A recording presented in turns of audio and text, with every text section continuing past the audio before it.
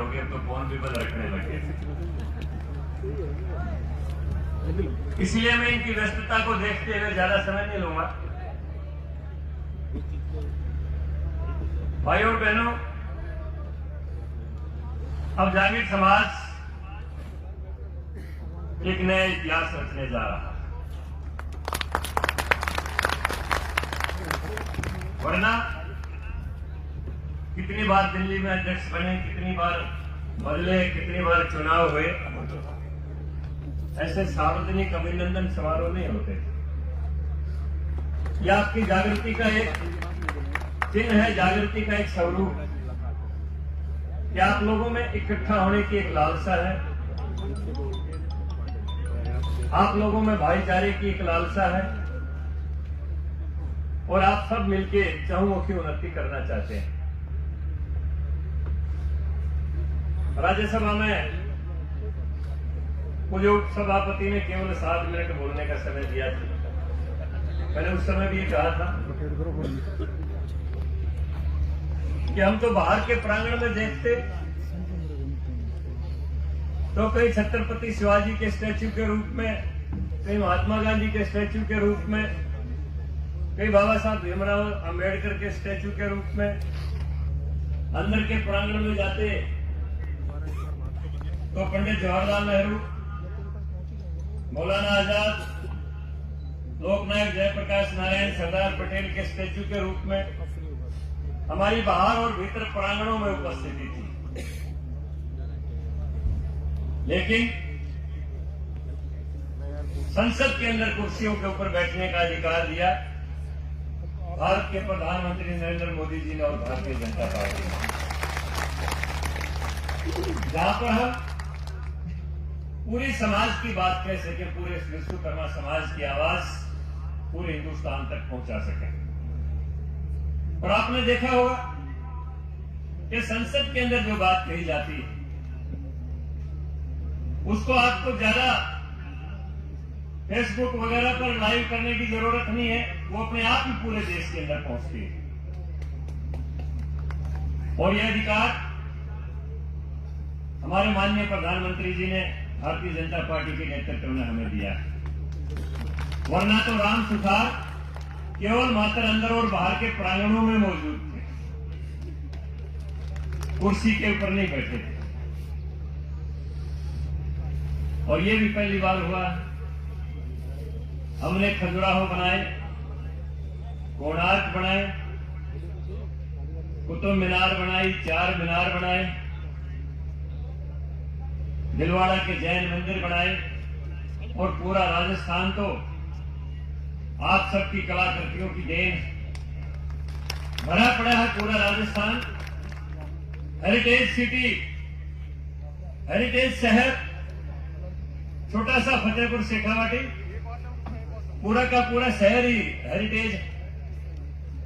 और आप लोगों ने केवल यहां तक नहीं, अभी हमारा राम जी बोल रहे थे, दुबई में, मस्कट में, बाहर देशों में, कनाडा, अमेरिका, जहां पर भी गए, आपने अपनी शिल्प कला का लोहा मनवाया। लेकिन कोई कोणार्क या खजुराहो का शिल्पकार कौन था? कोई 4 मीनार या कुतुब मीनार का शिल्पकार कौन था? कोई अजंता और एलोरा की गुफाओं में चित्रकारी के रूप में, स्टैच्यूज के रूप में कौन विराजमान था? किसी ने आपकी पहचान नहीं करवाई। अगर करवाई तो भारत के प्रधानमंत्री नरेंद्र मोदी जी ने राम मंदिर के शिल्पकार को अपने बराबर में बैठकर पूजा करवाई। और आपकी जानकारी के लिए बता दूं, प्रधानमंत्री जी ने आपका निमंत्रण स्वीकार कर लिया। तो कहने लगे करिए। इसलिए मैं कहता हूं कि अब शिल्पकार अंधेरे में नहीं रहेंगे, बिना पहचान के नहीं रहेंगे, उनके भी पहचान बराबर होगी। और भी बहुत सी बातें मैंने उनको लिख के भी दी हैं, की भी है, वो मंच से कहने की बातें नहीं। लेकिन मैं इतना आश्वासन देता हूं कि प्रधानमंत्री जी, चुनाव से पहले कोई नेता ऐसा रिस्क लेता नहीं, कोई ऐसी बात कह दे जिससे और समाज में कोई नाराजगी हो जाए। लेकिन आपको ध्यान होगा कि चुनाव से पहले 2014 से पहले भारत के प्रधानमंत्री जो आज हैं, उन्होंने एक बात कही थी कि हिंदुस्तान के आने वाले 10 वर्ष दलितों और पिछड़ों के लिए समर्पित होंगे। इनके उत्थान के लिए अंतिम आदमी के उदय का सपना लेकर सरकार काम करेगी। मैं धन्यवाद देता हूं मेरे समाज को भी कि तकरीबन अगर 100% ना कहूं तो 99% तो हमारा समाज बीजेपी के साथ जुड़ा हुआ है। आज मैं ज्यादा समय न लेते हुए माननीय लोकसभा अध्यक्ष श्री ओम बिड़ला जी का अपने समाज के बीच में अपनी तरफ से भी अभिनंदन करते हुए आप लोगों से एक आह्वान करता हूं कि 17 सितंबर को जितने आप सामने बैठे हैं वो एक आदमी कम से कम 5 आदमी, और जो मेरे पीछे बैठे हैं ये स्टेज के ऊपर वो एक आदमी कम से कम 500 आदमी रामलीला मैदान में लेके आएंगे।